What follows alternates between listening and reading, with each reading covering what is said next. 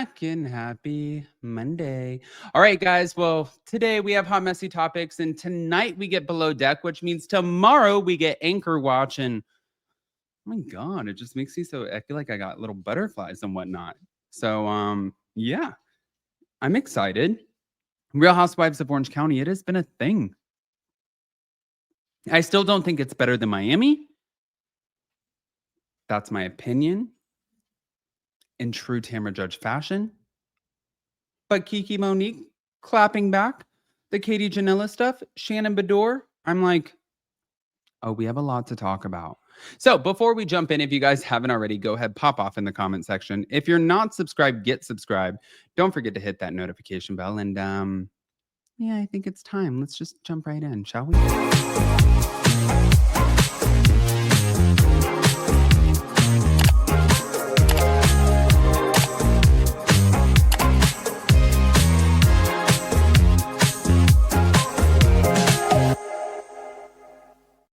All right, guys. So we know that on the Real Housewives of Orange County, we keep on hearing from Katie Ginella and also all of the housewives, Kiki Monique.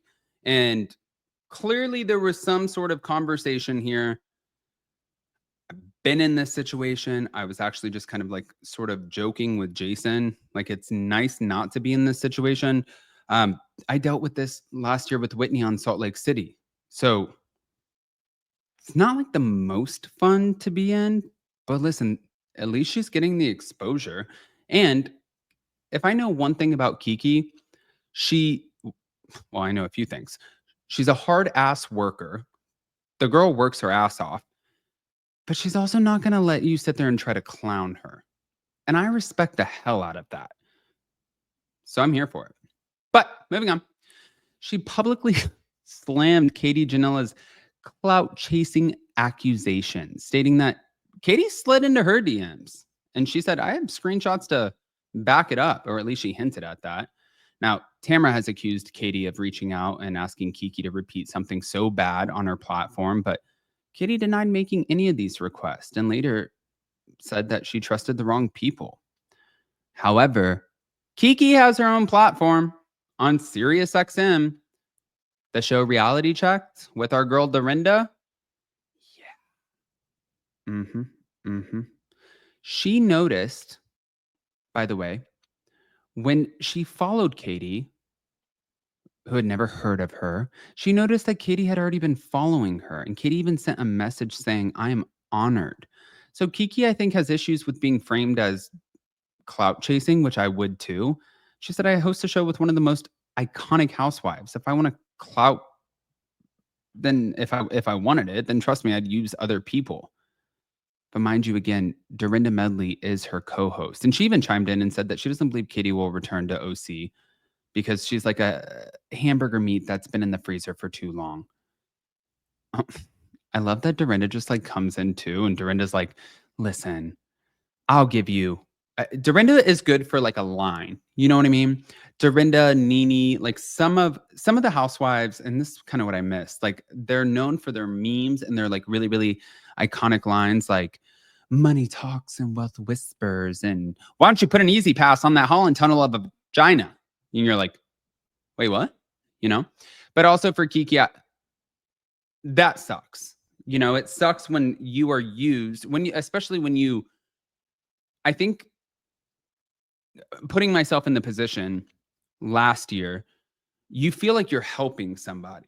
You know, we're also a part of this world in a weird way. The best part is we're just not contracted by Bravo, meaning we can say whatever we want. I don't know about Kiki with being on SiriusXM, but you know, reality is we still talk about the shows. We still drive focus to the shows. I feel like I do essentially R&D for the shows. I do polls for the shows. And there's a lot of attention on these accounts like mine and Kiki's because of the communities that we're building in order to have conversations about the shows. So at the end of the day, when you get shit on and somebody goes on a platform like the Real Housewives and it's getting millions and millions of viewers and it just keeps going because then it's on streaming and this and your name is going to live out there. yeah, you kind of feel like, what the f is that? But you also got to deal with it, and everybody deals with it their own way. I'm going to play a clip. Shall I? I think I shall. Here we go.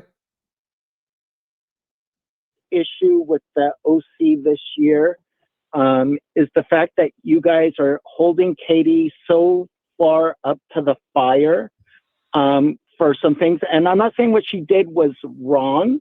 I'm just saying that it's just being pummeled to death, like into the ground so much when other cast members have done so much worse in the past. And this thing about talking to bloggers, I mean, Tamara's a blogger and she's on the show. So it doesn't like, I don't understand how like the litmus test of when you let things go and when you pummel it to the ground. It seems like the whole crew's just trying to ice her out.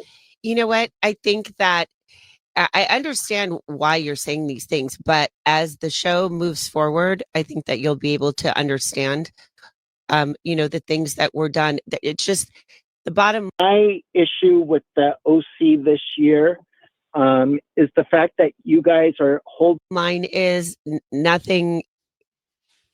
There's just barely any truth and trust with Katie. And, I understand what you're saying about, other people get passes but Katie did a lot of bad things. And the bottom line is you're not allowed to record anybody in California without their knowledge. And she did that. Okay, but for you to say, and I'm curious about this. Do you still believe, because you had stated that what she did was worse than Alexis? No, and then I recanted it right after. Okay, good. And I said, well, it's equal.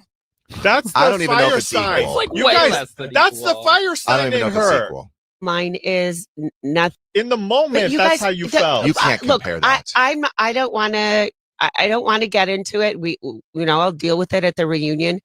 But basically, everything that Katie has said about this quote day where I was recorded, none of it's accurate, and it'll come out. So thank you, Jonathan. I appreciate your call. In the moment, that's how you felt. You can't compare that. There are rumors, I believe, that the night of Heather Dubrow's fake birthday party, 2 months later, that was clearly put together by production. That you actually were that I had to be subdued. You had to be subdued, and that you were mistreating the staff, that I was mistreating the crew, that I throwing chairs, that I cook doing things dinner for. It's hard. I was dancing right after. So that was a my planted story. Yes, and it's really frustrating when stuff like that comes out, because of course you want to defend yourself, but at the same time I don't want to give it life. I was dancing right after my conversation with Katie and having fun. You understand, like, as a viewer, we watched you get very upset and angry at Katie. So the story, it's highly, there are rumors, I believe. I mean, Jeff Lewis is always one who is good for a point. And it's a great point. I have nothing to say about that. All right. I want to hear what you guys think. Guys, pop off in the comment section. If you're not subscribed, get subscribed. And if you didn't catch us on Hot Messy Topics, then make sure you go be a part of that too. If you weren't a part of the live chat, be a part of the replay crew. Tonight we have Below Deck. That means tomorrow Jason and Gelsey are doing Anchor Watch. And that means we're, I guess, just technically gearing up for a great week. So here we go. Love you guys. Bye.